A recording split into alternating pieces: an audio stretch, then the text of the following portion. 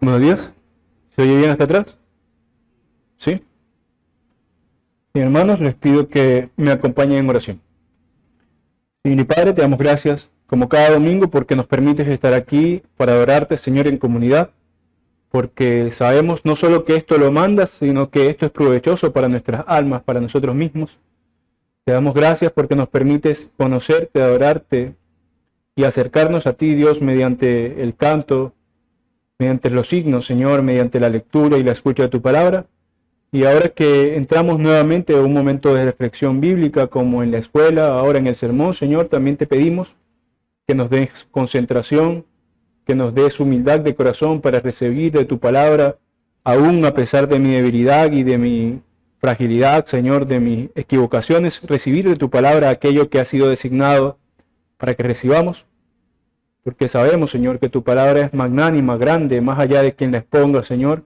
En sí misma contiene la verdad de tu mente, lo que nos ha querido revelar, Señor.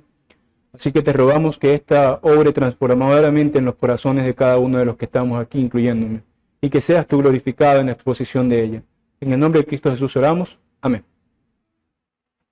Bueno, hermanos, en el último sermón del libro de los Hechos, estudiamos los primeros 15 versos del capítulo 17, en donde Pablo continuaba su misión evangelística. Observamos el uso que hizo Pablo de las Escrituras como el testimonio pleno de Cristo. Vimos dos casos particulares en este viaje misionero. Por un lado, la predicación de Pablo en Tesalónica y los efectos que esto tuvo en las personas de Tesalónica, donde razonó principalmente con judíos y les expuso que el Mesías debía padecer, morir, resucitar, y así demostraba que Jesús cumplía con todas las características de este Mesías, a lo que estas personas en Tesalónica reaccionaron violentamente, no entendían que el Mesías era todas estas cosas.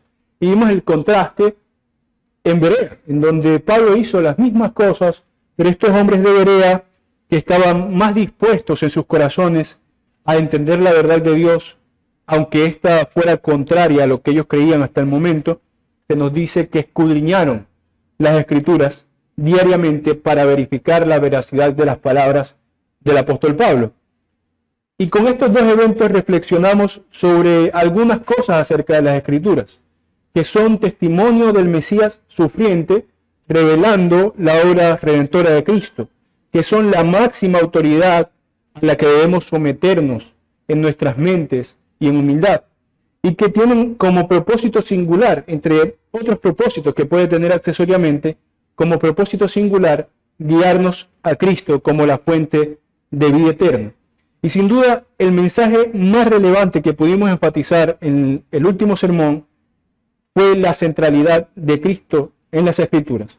No porque solamente hablen de Cristo, sino porque, además de que pueden ser útiles en cuestiones morales, de piedad y cualquier otra cosa, en torno a Cristo es que el mensaje de la Biblia tiene sentido, porque es un mensaje de gracia y de salvación. En torno a Cristo es que es significativo para nosotros, no como una curiosidad cultural de qué pensarían los judíos de los primeros siglos, ni nada por el estilo, sino como el resguardo de la única verdad que salva, la verdad del mensaje de Cristo. Entonces, luego de esos dos eventos de la predicación de Pablo en Tesalónica y en Berea, terminaron Pablo y sus compañeros de viaje su paso por Berea. Recuerden que en Berea, en Tesalónica y Berea continuaron la persecución luego de que volvió a predicar lo mismo. Hacían disturbios y todo eso para molestarlo y quizás para poder capturarlo. Entonces él tiene que ir de allí, se tiene que ir de allí y lo llevan a otro lugar. Pablo continúa su viaje y ahora va a Atenas, una ciudad muy importante de la antigua Grecia, que era un centro intelectual del mundo antiguo en ese momento. Aunque en el momento en que Pablo está vivo, Atenas no es lo que fue en la época de los grandes filósofos atenienses como Platón, Sócrates, Aristóteles y todas estas personas. Aún seguía siendo un lugar en donde se concentraba gran parte de la intelectualidad del mundo antiguo. Y lo que sucede durante esa estancia del apóstol Pablo en Atenas es lo que reflexionaremos el día de hoy, para abordar lo que resta del capítulo 17. Hechos 17, del 16 al 34, dice así. Mientras Pablo los esperaba en Atenas, a Silas y a Timoteo, su espíritu se enardecía viendo la ciudad entregada a la idolatría. Así que discutía en la sinagoga con los judíos y piadosos, y en la plaza cada día con los que concurrían. Y algunos filósofos de los epicúreos y de los estoicos disputaban con él, y unos decían, ¿qué querrá decir este palabrero? Y otros, parece que es predicador de nuevos dioses, porque les predicaba el evangelio de Jesús y de la resurrección. Y tomándole, le trajeron al Areópago, diciendo, ¿podremos saber qué es esta nueva enseñanza de que hablas? Pues traes a nuestros oídos cosas extrañas. Queremos pues saber qué quiere decir esto. Y añade Lucas, en el verso 21, porque todos los atenienses y los extranjeros residentes allí en ninguna otra cosa se interesaban, sino en decir o en oír algo nuevo. Continúa el 22. Entonces Pablo, puesto en pie en medio de la Areópago, dijo, varones atenienses, en todo observo que sois muy religiosos, porque pasando y mirando vuestros santuarios, hallé también un altar en el cual estaba la inscripción al Dios no conocido, al que vosotros adoráis, pues sin conocerle, es a quien yo os anuncio, el Dios que hizo el mundo y todas las cosas que en él hay, siendo el Señor del cielo y de la tierra, no habita en templos hechos por manos humanas, ni es honrado por manos de hombres, como si necesitase algo de algo. Pues Él es quien da a todos vida y aliento y todas las cosas. Y de una sangre ha hecho todo el linaje de los hombres, para que habiten sobre toda la faz de la tierra, y les ha prefijado el orden de los tiempos y los límites de su habitación, para que busquen a Dios, si en alguna manera, palpando, pueden hallarle. Porque ciertamente no está lejos de cada uno de nosotros, porque en él vivimos y nos movemos y somos, como algunos de vuestros propios poetas también han dicho, porque linaje suyo somos. Siendo pues linaje de Dios, no debemos pensar que la divinidad sea semejante a oro, o plata, o piedra, escultura de arte y de imaginación de hombres. Pero Dios, habiendo pasado por alto los tiempos de esta ignorancia, ahora manda a todos los hombres de todo lugar que se arrepientan. Por cuanto ha establecido un día en el que juzgará al mundo con justicia por aquel varón a quien designó, dando fe a todos con haberle levantado de los muertos. Pero cuando oyeron lo de la resurrección de los muertos, unos se burlaban y otros decían, ya te oiremos acerca de esto otra vez. Y así Pablo salió de en medio de ellos, mas algunos creyeron juntándose con él, entre los cuales estaba Dionisio el Areopagita, una mujer llamada Dámaris, y otros con ellos. Entonces, hermanos, en esta interacción que tiene el apóstol Pablo con el pueblo intelectual, pagano y curioso, como vemos en el relato de los atenienses, para brindarles un discurso, él aprovecha esta oportunidad para brindarles un discurso que hasta el momento en los viajes y las predicaciones misioneras de Pablo no había necesitado demasiado hacer, porque en sus viajes él había tratado principalmente con judíos o con piadosos, como dice Lucas, es decir, con judíos o con personas simpatizantes de la fe judía, personas que más o menos estaban relacionadas y comprendían la fe judía y se acercaban a ella, probablemente algunos prosélitos gentiles que se habían convertido al judaísmo, otros quizás no prosélitos, pero personas que ya estaban asistiendo regularmente a la sinagoga, o sea, personas que muchas de estas cosas de las que dice Pablo ya la tenían más o menos asumida. Pero ahora, en este discurso, era necesario hablar algo fundamental, hablarles acerca de Dios propiamente. No ya del Mesías y estas cosas, sino acerca de Dios propiamente, en primer lugar.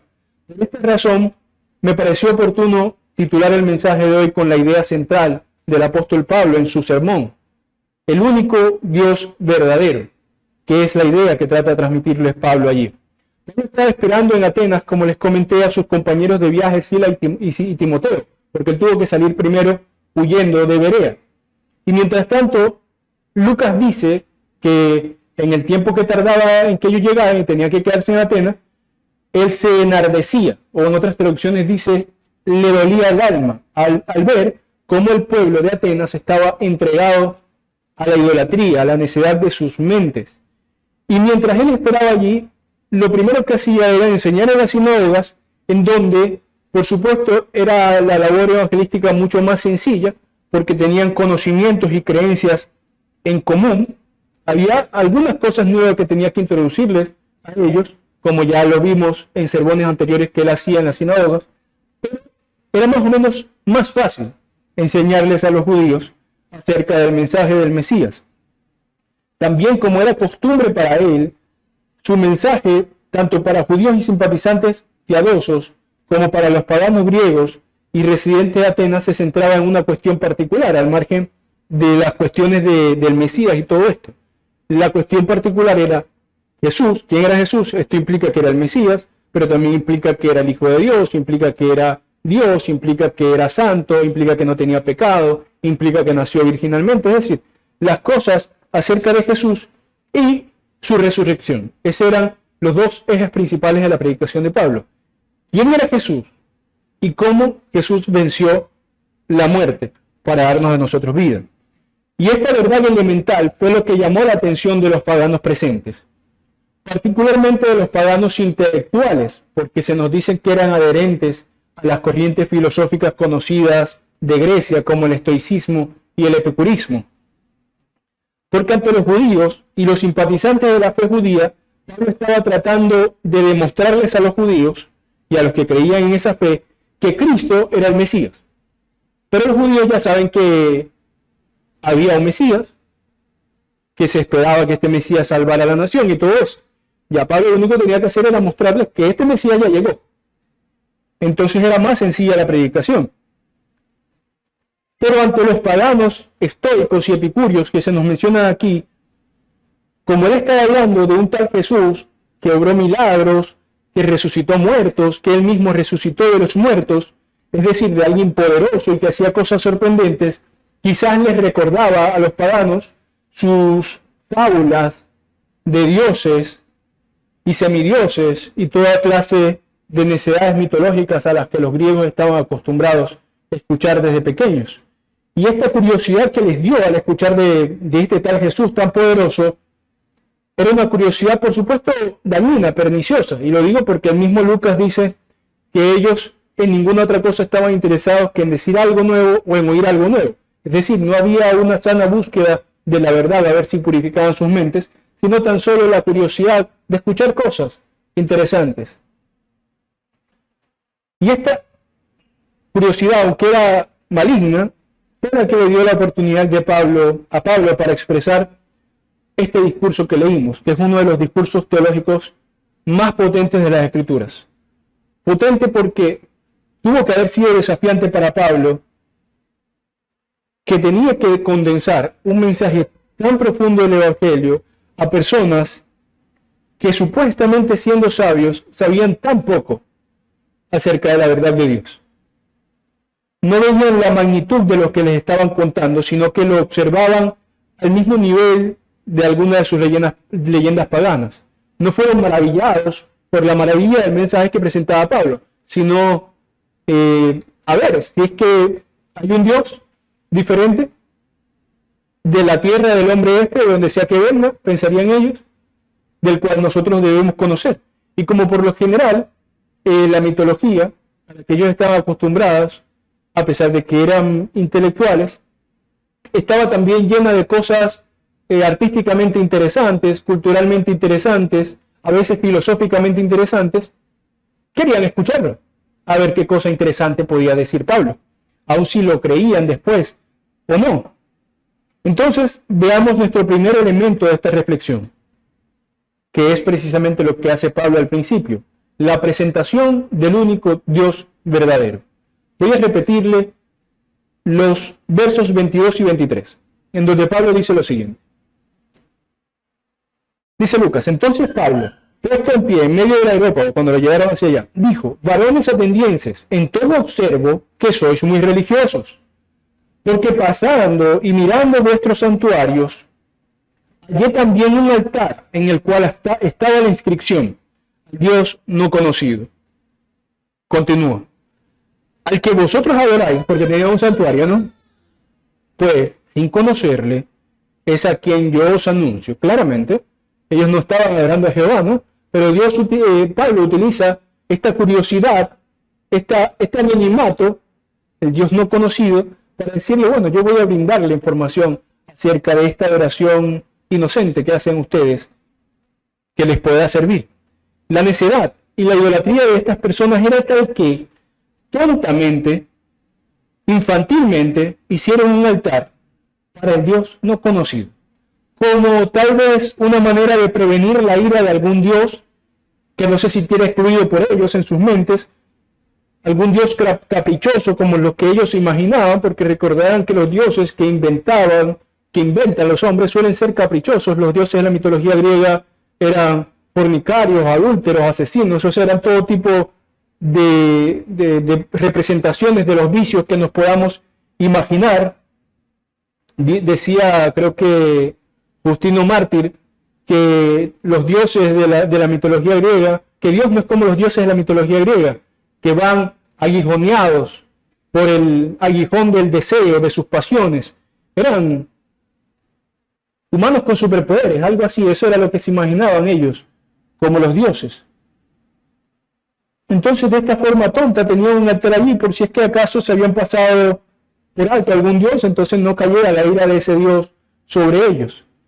Pero Pablo aprovecha esto, aprovecha la ignorancia de estas personas para presentarles entonces al Dios que realmente ellos no conocen, como una especie de ironía, cuando les dice al que vosotros adoráis sin conocerle.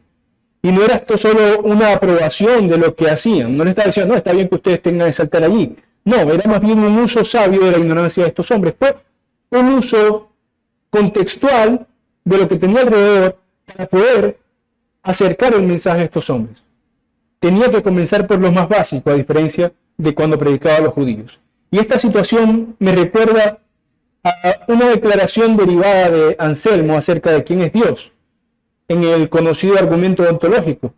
La declaración de Anselmo dice algo así como sobre Dios, que es aquel más grande que todo, del cual nada más grande puede ser pensado. Es aquel más grande que todo, del cual nada más grande puede ser pensado. Esto históricamente se ha utilizado como un argumento intelectual interesante para demostrar que un ser de tal característica debería existir.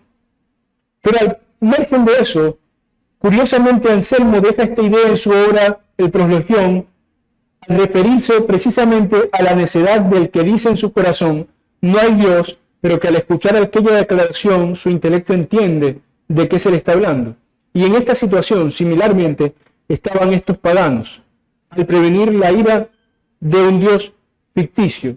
¿Cómo sé yo que cualquiera de esta cantidad inimaginable de dioses, hay religiones que tienen hasta millones de dioses, imagínense, no son ninguna Dios?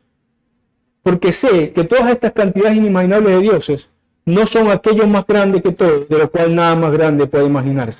Es fácil imaginarse un Dios mejor que Zeus, que se transformaba en personas para acostarse con las esposas de sus fieles, por ejemplo. Es fácil imaginarse un mejor Dios que Ares, o que Hades, o cualquiera de estos dioses imaginarios de la necedad humana, o de cualquier otra mitología que uno se imagine. Es fácil pensar eso. De alguna forma, el saber que estos dioses son tan imperfectos, tan asquerosos, es testimonio de que ninguno realmente tiene ni siquiera parecidos a lo que es el Dios verdadero. Así que sí, aunque no eran estrictamente ateos, por supuesto, de hecho eran politeístas, sí estaban en una ignorancia similar, porque trataban, por medio de sus invenciones artísticas, de acercarse a lo divino infructuosamente. Pero Pablo continúa diciéndoles que a ese Dios que ellos ignoran es el Dios que él les anuncia, es decir, que no es ningún palabrero, porque recuerden que al principio dijo, ¿quién será este palabrero?, decían ellos. Están diciendo cosas interesantes. No está añadiendo ningún nuevo Dios al panteón de dioses putrefactos que ellos tenían. Él no está diciendo, aparte de estos dioses hay acá otro Dios, como diciendo, bueno, vamos a quitar aquí la inscripción, Dios no conocido, y vamos a ponerle Jehová. Y así mantienen todas las demás y ahora este nuevo. No. Él lo que les está diciendo, que esto que él les presenta no es un Dios que se siente junto a Brahma, a Vishnu, a Zeus, a Poseidón o a cualquier Dios de cualquier mitología, sino que este Dios que les presenta es el único Dios verdadero.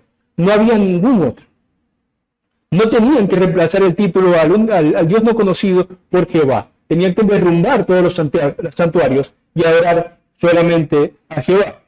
Pablo les muestra que si hay entre todos esos altares paganos algo que sirva, algo que vale la pena permanecer ahí, el único que sería es el que dice al Dios no conocido, porque al conocer a ese Dios más grande que cualquier imaginación humana, conocerían al único Dios que existe, al único, como dice la Biblia en varias ocasiones, que ha sido, que es y que será, y que por fuera de él no hay ningún otro Dios. Y esta labor de Pablo no solo nos deja, como dije, con uno de los discursos teológicos más potentes de la Biblia, sino con el tremendo ejemplo de que no debemos rehuir al debate intelectual, que puede suponernos una situación incómoda. Por supuesto que discutir acerca de Dios en un mundo que se cree muy sabio, un mundo naturalista, que ha depuesto la fe y la piedad en favor de su Dios que llaman ciencia, no siendo que la ciencia es mala, sino que la necedad de los hombres la hace idolatrar, la hace ignorar que hay alguien más grande que todas las cosas que podamos alcanzar con la obra de nuestro intelecto o de nuestras manos. Nuestro objetivo no es nunca la exposición espléndida de los argumentos, sino que nuestro objetivo debe ser la conversión de muerte a vida de los que nos escuchan. Y esto puede ser con buenos argumentos, como puede ser con palabras simples, siempre y cuando tratemos de llevar a las personas al convencimiento de quién es el único Dios verdadero, que se nos presenta en Cristo además. Y probablemente ahora, en el presente, no tengamos demasiadas oportunidades de discutir sobre la cantidad de dioses que existen o cosas así. Más bien el problema es otro. Hay algo más fundamental todavía hoy, que estamos rodeados de personas que no ya es que creen en muchos dioses, sino que niegan la existencia de cualquier dios. Estamos rodeados de materialismo, personas que en su necedad acumulan ira, así al no abrirse a la misericordia de Dios. Pero también nos rodeamos de otro tipo de personas en el presente. Nos rodeamos de personas que se denominan espirituales. Yo creo que han escuchado eso. Hay gente que dice, yo soy muy espiritual. ¿Qué significa ser muy espiritual? Bueno, que están convencidos a veces de que los movimientos de los astros, de los planetas y de las estrellas rigen su vida. Por ejemplo, la gente que cree en el horóscopo o cosas por el estilo, o están convencidos de que las energías, las vibraciones o las proyecciones de su mente o cuanta tontería se les ocurra son la solución a sus problemas. Son muy espirituales porque creen que tienen que ayudar al prójimo para que el karma, el universo o cualquier otra de esas estupideces se encargue de que les vaya bien. Son espirituales porque abrazan un árbol y le dicen gracias al universo porque está la naturaleza. Hay muchas cosas tontas que realmente hacen hombre, impropias de, en este caso sí, el avance científico que la humanidad ha tenido. Pudiendo hacer la humanidad tantas cosas, hay gente atrapada en la superstición, pero se autodenominan que son muy espirituales. Estos están en la misma situación que los que dicen que no hay Dios, porque están fallando en ir hacia aquello a lo que todo hombre debe conducirse, hacia la adoración de Dios. Tanto los que niegan y dicen en su corazón no hay Dios, como aquellos que creen en cuanto a superstición les pasa por el frente, están en una condición similar de ignorancia e idolatría. Porque crean para sí mismos dioses débiles y falsos. Unos, al decir que no hay Dios, se hacen Dios para sí mismos.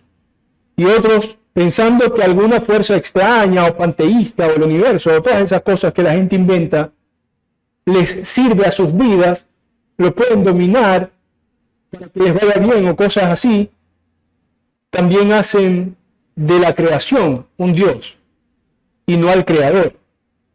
Y para todos ellos debemos presentar la misma idea que Pablo se encargó de presentar a los paganos, politeístas e inmorales atenienses. Le debemos decir, bueno, yo te mostraré quién es el Dios verdadero. Que por cierto, no se subyuga ante tus declaraciones o ante tus buenas vibraciones, ni ante ninguna de esas cosas. Y tampoco depende de las cosas materiales para existir. Juntamente con el discurso de Pablo, ahora quiero abordar el siguiente énfasis: la descripción del único Dios verdadero.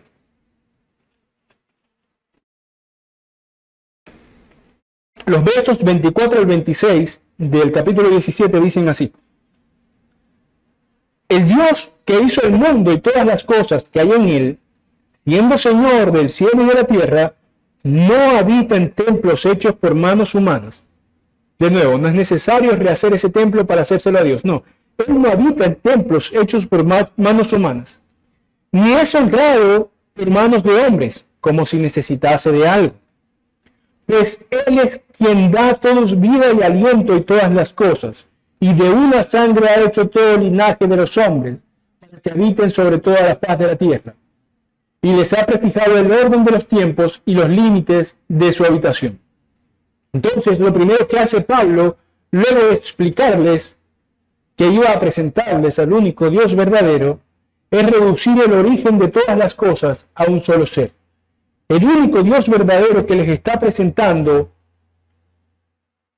es el origen de todas las cosas. Y esto lo deja claro cuando dice, el Dios que hizo el mundo y todas las cosas que en él hay, siendo Señor del cielo y de la tierra. Y esta primera descripción que da de Dios es que Dios es el Creador. Es algo simple. Para los griegos, por ejemplo, esto significaba que Gea y Tártaro no son realidades materiales que salieron del caos, ni que el mundo, como lo conocemos, fue formándose de las subsecuentes guerras que se libraban entre titanes y dioses, y todas estas cosas que están en la mitología griega, que son interesantes para hacer películas, pero que no son verdaderas. Cuando Pablo les dice esto a los griegos, no era algo que era sencillo de escuchar. Básicamente le estaba diciendo, todo lo que ustedes creen es falso. Él, solo el Dios al que yo les presento, es el creador de todas las cosas. Y además es dueño y señor sobre todas estas cosas. Es el único que tiene autoridad sobre todas estas cosas. Todo cuanto hay tiene origen en el único y verdadero Dios, Jehová, que tiene nombre. Ahora, esta sencilla afirmación también sirve para presentar en quién creemos al mundo naturalista de hoy. Porque les decimos que lo presente, por ejemplo, no es producto de causas impersonales y del azar. No es producto de explosiones azarosas en algún momento del pasado, que sin ninguna finalidad, que sin ningún propósito y que sin ninguna orientación, casualmente dieron lugar a lo que conocemos hoy, después de mucho y mucho tiempo. No. Y fíjense que esto podemos hacerlo, decir al mundo materialista que el origen de todas las cosas está en Dios y no en la materia, sino que Él da origen a la materia. Podemos hacerlo sin necesidad de entrar en discusiones acerca de cuestiones científicas. La declaración es sencilla. Todo cuanto existe, existe por este Dios, el único Dios verdadero. Luego, los procesos por los cuales las cosas que hoy son como son un asunto diferente, en donde hay distintas opiniones. Pero la verdad cristiana, en cuanto a la creación, en cuanto al origen y el propósito de este mundo, en cuanto a la autoridad que algo o alguien tiene sobre este mundo, es que todo existe por Dios. Tiene origen en Él, por lo tanto, está sujeto a Él y además ha sido orientado a ciertos propósitos por Él. Por ejemplo, el propósito al que nos orientó el Señor en su creación fue el de adorarle, entre otras cosas. Y esto se dice claramente en Hebreos 2:10, de una forma un poco más clara. Hebreos 2:10 dice así: porque convenía a aquel por cuya causa son todas las cosas, y por quien todas las cosas subsisten, que habiendo de llevar muchos hijos a la gloria, perfeccionase por aflicciones al autor de la salvación de todos. Y la parte que nos interesa acá es cómo se refiere el autor a Dios. Se refiere por una de las características que él tiene con respecto de todo lo que existe. Por cuya causa son todas las cosas, y por quien todas las cosas subsisten. Ese es Dios, el cual por él es todo, y sin el cual nada de lo que es sería. Algo así dice Juan, recuerden. Y lo dice sobre Cristo, haciendo a Cristo Dios, por supuesto, en su enseñanza. Entonces la verdad central de quién es Dios en cuanto a esto descansa en que la primera causa, que el último sustentador de todas las cosas que existen, es Él. Y que sin Él nada de lo que existe habría existido ni permanecería existiendo. Son dos cosas muy importantes. Él les dio origen, pero Él las sostiene y podría desaparecerlas, si quisiera, inmediatamente. Pero ¿por qué una cuestión de estas, o sea, el Creador y cómo sucedieron las cosas y cómo se creó todo el mundo, sería relevante para la predicación de la salvación? Pues porque si Él es el Creador y sustentador de todo, y entonces todas las cosas, y nosotros incluidos, somos dependientes de Él, por lo tanto, estamos sujetos en autoridad a Él. Le debemos rendir cuentas a Él. Y por eso el discurso continúa diciendo otras razones para luego llevarlos a la predicación de la salvación, al final de todo. Pero la siguiente razón, o la siguiente característica de Dios que Él da, es que no habita en templos hechos por manos humanas, informando de otro aspecto, la inmaterialidad de Dios, lo cual indirectamente nos habla de su poder. Este Dios tampoco es como los dioses paganos que se pelean entre ellos, que se comen, como el titán Cronos, padre de Zeus, que se lo comía porque sabía por una profetisa que Zeus en el futuro iba a tomar su lugar. No, este no es un Dios sujeto a heridas de guerra, no es un Dios sujeto al desgaste del tiempo, tampoco es el universo, ni nada por el estilo, no tiene ninguna habitación, no está en ningún lugar, porque decimos que está en todos, ¿no? No está sujeto a ninguna realidad material, porque la realidad material es una cosa creada, y él mismo no puede ser contenido por nada, porque es el que lo contiene todo.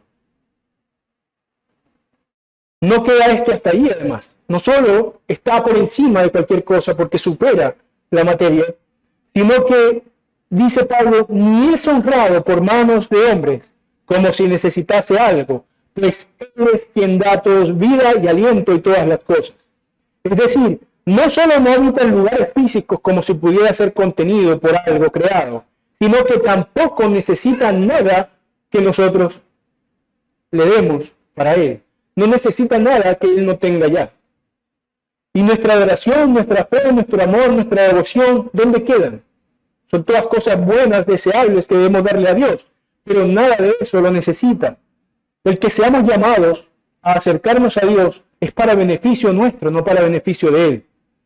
El que podamos glorificarlo con nuestros actos piadosos es porque Él misericordiosamente acepta nuestros actos como glorificantes. Nos ha concedido en su amante condescendencia el poder glorificarlo, no porque nuestros actos le sumen dignidad a su dignidad, que ya es infinita. Y Pablo termina la idea respecto de la creación diciendo esto: y de una sangre ha hecho todo el linaje de los hombres para que habiten sobre toda la faz de la tierra, y les ha prefijado el orden de los tiempos y los límites de su habitación. De modo que deja claro que ha hecho todo y que nos ha dado la vida. También tiene poder sobre la muerte. Él ha, dice, prefijado el orden de los tiempos. Ni aun en algo que se nos presenta tan poderoso como es el paso del tiempo sobre nosotros, porque nadie puede luchar contra el envejecimiento, contra la debilidad, contra la enfermedad. Aún en esa cosa que no hemos podido dominar, como quizás si hemos dominado más o menos los mares o los cielos, o el clima, nos hemos protegido y hemos extendido cada vez más nuestra vida. Contra la muerte nadie ha podido ni podrá luchar, pero Él es Señor sobre estas cosas. No hay quien lo burle, ni quien diga con veracidad, no necesito a Dios. Él no nos necesita a nosotros, pero Él nos ha hecho para buscarlo, porque nosotros sí lo necesitamos. Y claro que el mensaje de fe ha sido dado para traer luz y entendimiento y no oscuridad y confusión. Y por eso Pablo no se queda hasta ahí, no se queda simplemente describiendo quién es Dios y se va y termina el discurso, sino que Pablo no quería mostrar solamente que su forma de doctrina era superior. Recuerden que estaba en un lugar de debate y todo esto, era por cierto, era un foro público en donde la gente iba a escucharse. Él no quería mostrar simplemente la superioridad intelectual de su creencia, aunque por supuesto que lo era, sino que estaba interesado en guiarlos por fuera del error hacia la verdad, lo cual nos conduce al siguiente aspecto, conociendo al único Dios verdadero. En los versos 27 al 29 del capítulo 17 dice así. Luego de hablar de todas estas cosas, que son linaje suyo, que Él ha puesto los límites de la habitación, dice, para que busquen a Dios, si en alguna manera, tratando, puedan hallarle, aunque ciertamente no está lejos de cada uno de nosotros, porque en Él vivimos y nos movemos y somos, como algunos de vuestros propios poetas también han dicho, porque linaje suyo somos.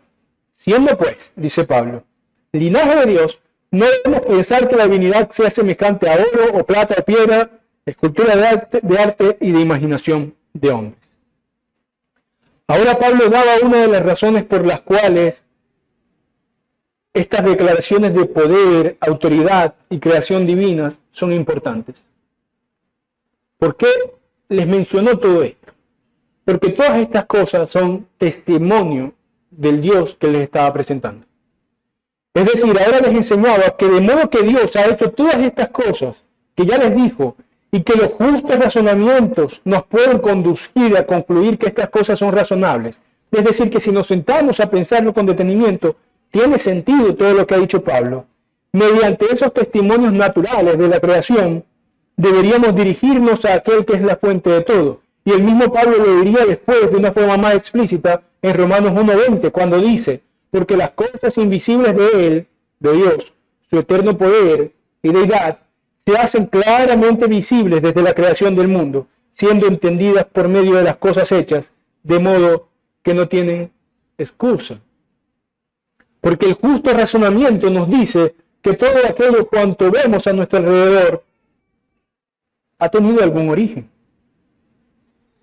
Y bueno, luego de razonamientos que pueden ser filosóficamente interesantes, la conclusión más acertada es que ese origen ha debido de ser en algún ser, al que llamamos Dios.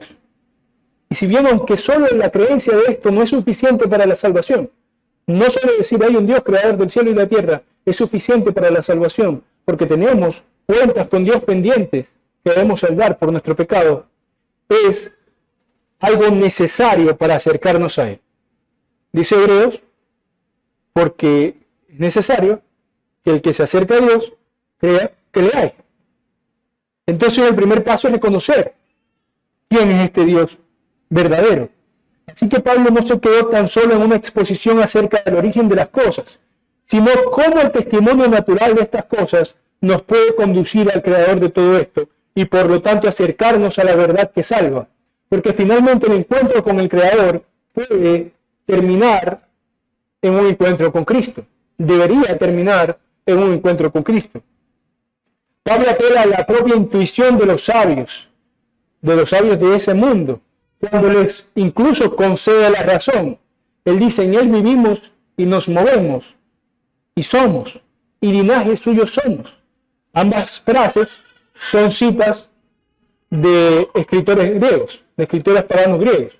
Él dice de alguna forma, fíjense que incluso la propia especulación intelectual, la propia intuición artística de algunos de sus ilustres pensadores han llegado a una conclusión verdadera, que nos debemos y permanecemos aquí a un Dios, gracias a un Dios, y que de alguna forma estamos intrínsecamente relacionados con Él, inseparablemente relacionados con el linaje suyo somos, diría. Estamos hechos para Él. para volver a Él. Y la necesidad del que vive a espaldas a Dios no está precisamente en que sea un tonto o que sea mentalmente inferior y por eso no pueda entender estas cosas. No está en eso. La necesidad del que vive a espaldas a Dios está en que se resiste a lo que tiene alrededor suyo, a la evidencia natural de que hemos sido creados por alguien y no por el azar. Y por eso Pablo está interesado en que razonen en estas cosas, no porque estas cosas lo salvaran por sí mismas, sino, como él dice, para que busquen a Dios, a ver si palpando pueden hallarle. Porque, dice Pablo, no está lejos de nosotros. Está incluso presente en nuestra Constitución, porque dice la Biblia que somos imagen suya. Está presente en nuestras intuiciones morales, en nuestro entendimiento de que hay bien y mal. Está presente en nuestras labores creativas y en muchas otras cosas en las que no somos Dios, pero nos parecemos a Dios. Esta es la idea de linaje suyo. Somos. Tenemos ese origen en Él. Y de esta manera, poco a poco, se podrán acercar al concepto adecuado de Dios que les facilite tener una fe plena, porque llegarán a reconocer que, como dice él, no debemos pensar que la divinidad sea semejante a oro, plata o piedra, escultura de arte y de imaginación de hombres, sino que está por sobre todas esas cosas, está por sobre toda cualquier cosa imaginable. Es tan grande que no hubiéramos conocido lo poco que conocemos de él si no se nos hubiera revelado. Habría algunas cosas que entenderíamos, sí, pero solo, como dice Job, los bordes de sus caminos. Pero si Dios es superior a todo, si Dios es personal, si nos ha creado y nos ha dado propósito, entonces algo nos deberá demandar. Alguna responsabilidad tendremos con respecto suyo. Y conociendo que hay un Dios y que este singular Dios ahora se les aparecía por boca del apóstol Pablo, estos hombres podrían estar conscientes de que tenían necesidad, una necesidad apremiante de acercarse a ese verdadero Dios. Lo cual nos conduce al último énfasis de hoy: la justicia y la gracia de Cristo, el único Dios verdadero. En los versos 30 y 31 del capítulo 17 dice lo siguiente: pero Dios, habiendo pasado por alto los tiempos de esta ignorancia, ¿cuál ignorancia? De toda la ignorancia que les acabo de demostrar que tenían, no solo que eran politeístas, sino que no conocían al único Dios que sí tenían que conocer. Ahora manda a todos los hombres en todo lugar que se arrepientan, por cuanto ha establecido un día en el cual juzgará al mundo con justicia por aquel varón a quien designó, dando fe a todos con haberle levantado de los muertos. Entonces Pablo regresó en el final de su discurso a cómo inició este discurso, porque que recuerden la razón por la que llegaron a Pablo al Areópago fue porque lo escucharon hablar de Jesús y de la resurrección, y por eso lo llevaron allá. Y dado que estos hombres poco sabían de Dios y mucho menos sabían de Cristo, usó la conversación para enseñarles quién era Dios y luego poder decirles otra vez, volviendo al principio de su discurso, cómo estaba la humanidad con respecto de Dios. Y hay dos cosas que presentan condensadas en esta última parte del discurso: la justicia y la gracia. Porque cuando dice que ha pasado por alto los tiempos de ignorancia, deja implícito que hay algo que era digno de castigo. Por eso ha tenido que pasar por alto en cierto momento esa ignorancia. Deja implícito que la humanidad, en su estado de ignorancia, estaban ofendiendo a Dios y por tanto estaban en rebeldía contra Dios. Ahora, Él mostrándose evidente, Dios mostrándose evidente en la creación, era rechazado por ellos, por el mundo idólatra y pecador. Sin embargo, también presenta la gracia en esto mismo, porque al decir que ha pasado por alto, quiere decir que pudiendo ejecutar Dios su furor y su ira sobre nosotros, lo ha postergado. No lo ha olvidado, lo ha postergado, dejando ver la gracia en medio de su ley. Por cuanto la forma de pasarlo por alto, como nosotros bien sabemos, no es dejar sin castigo el pecado, sino que nos ha dado una solución para el castigo del pecado. Para que no recibamos en nuestros cuerpos la paga del pecado, que es la muerte, la destitución de la gloria de Dios, nos ha dado la solución favorable a la humanidad, la fe en Cristo, la fe en su vida y sacrificio expiatorio, y como se suele decir, vicario, que significa que nos sustituye, que nos representa. Dice que ahora, en estos tiempos de gracia, manda a todos los hombres en todo lugar que se arrepientan, es decir, que abandonen sus caminos de idolatría, que abandonen sus caminos de estar de espaldas a Dios y que crean en Cristo. Sabemos que Dios no nos pide perfección moral, ya eso lo tenemos muy claro, porque la salvación no es por obras, pero se pide de nosotros no solo que creamos que le hay, sino que lo conozcamos como Él es y lo reconozcamos en Cristo, quien es nuestro único y suficiente Salvador. Se resume en este arrepentimiento que se le demanda a todos, en que crean en la obra de Cristo, quien es el único Dios verdadero. El mismo apóstol Pablo explica que es necesario esto porque por cuanto ha establecido un día en el cual juzgará al mundo con justicia por aquel varón a quien designó, dando fe a todos con haberle levantado de los muertos. Por eso es necesario, porque el tiempo de gracia en el que vivimos se acabará un día, y ya al final de los tiempos se ha designado que aquellos que no estén cobijados por esa sustitución de Cristo recibirán el castigo que merecen. De suerte que la única forma de librarse del justo castigo divino es mediante la fe en Cristo, quien toma nuestro lugar, pero en Cristo resucitado. Esto es importante porque es parte central del Evangelio. Dice Pablo que si Cristo nos resucitó de los muertos, vana es nuestra fe. Y también es importante el relato. De este modo concluye el discurso del apóstol, resumiéndose en lo que empezó, que la revelación se completa en Cristo, quien es Dios encarnado, quien murió y quien resucitó. Y este sencillo mensaje, como dije, es el corazón del Evangelio. Es por lo que debemos, como el apóstol Pablo, sentir dolor en nuestra alma cuando es pisoteado.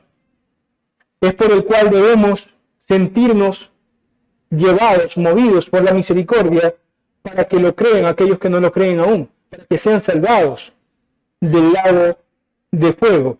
Y precisamente este aspecto tan relevante del mensaje, la resurrección de Cristo. Qué cosa curiosa, ¿no? Parece que los griegos estaban dispuestos a creer que este era un Dios, que Jesús era alguna especie de deidad, pero no estuvieron dispuestos a creer que este resucitó de los muertos.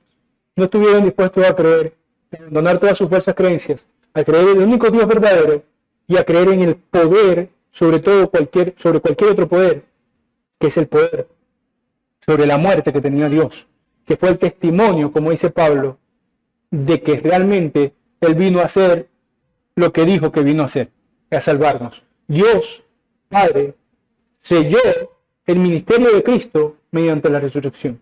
Aceptó su sacrificio mediante la resurrección. Y para que nosotros no muriéramos, Él murió. Y para que viviéramos, Él resucitó. De modo que en eso se resume todo el discurso maravilloso del apóstol Pablo. Y como vimos, al final unos se burlaron, otros se fueron diciendo que otro día lo escucharían, pero algunos quizás no lo volvieron a escuchar, porque no tuvieron oportunidad, porque se les olvidó, o porque antes de que lo volvieran a escuchar se fue de allí. Y esos que postergaron creer en Cristo, que postergaron abandonar de su mente sus ideas paganas y creer en el único Dios verdadero manifestado en Cristo, esos murieron y morirán irremisiblemente en la muerte segunda, como dice el apóstol Juan en Apocalipsis. Pero unos pocos, dice Hechos, que se quedaron allí y creyeron. Igualmente, hermanos, hoy, por esos pocos que crean, por muy pocos que crean a nuestro mensaje, nosotros debemos gozarnos y seguir trabajando por el pro del reino, por la salvación de uno, de dos, de tres, o de cuantos Dios disponga a acercarse a ellos mediante nuestra labor de evangelistas. Porque si la labor de Dios para nosotros es salvarnos, la labor de nosotros es repartir el mensaje por el cual fuimos salvados. Así que todo esto debe conducirnos a la misericordia, el deseo de arrebatar del infierno a los incrédulos. Debe conducirnos a no sentir vergüenza por nuestras creencias ante las burlas. Incluso a cualquiera que se sienta de alguna manera persuadido debe conducirlo a ignorar las burlas y dar el paso de creer en el único Dios verdadero, que es el único que salva, que es el único que da vida, que es, como dice Pablo, el creador y el sustentador de todas las cosas, quien es en Cristo Jesús, en el único que hay salvación. Oremos, hermanos. Señor y Padre, te damos gracias porque nos deja, Señor, sin excusas. Alrededor nuestro hay innumerables y grandiosos testimonios de quién eres y de quiénes somos, Señor. Pero esto no está simplemente para acusarnos, para hacernos conscientes de nuestra culpabilidad, sino para acercarnos a ti, Señor, y acercándonos, Señor, para conocer a Cristo, y conociéndolo, Señor, para ser salvados de nuestra culpa. Porque bien dice tu palabra, vive o yo, que no quiere que el impío perezca. Sabemos, Señor, que no te complaces en la muerte del impío, que tú quieres que todo el mundo sea acercado, sea salvado, sea vivificado, y que es nuestro pecado y nuestra incredulidad la que nos condena, Señor. Gracias, Señor, porque has sido misericordioso más allá de lo que merecemos. Y la más grande muestra de esa misericordia, Señor, estuvo en Cristo y en su sacrificio por personas que no lo merecían, Señor. Por lo que te pedimos que nos fortalezcas en esta nuestra fe, Señor, dándonos consuelo, vitalidad, y que nos ayudes, si es tu voluntad, a también traer a vida a los que están muertos en delitos y pecados, no por nuestro poder, sino por el poderoso poder de la predicación, sustentada por el Espíritu Santo. En el nombre de Cristo Jesús oramos, te damos gracias y te glorificamos. Amén.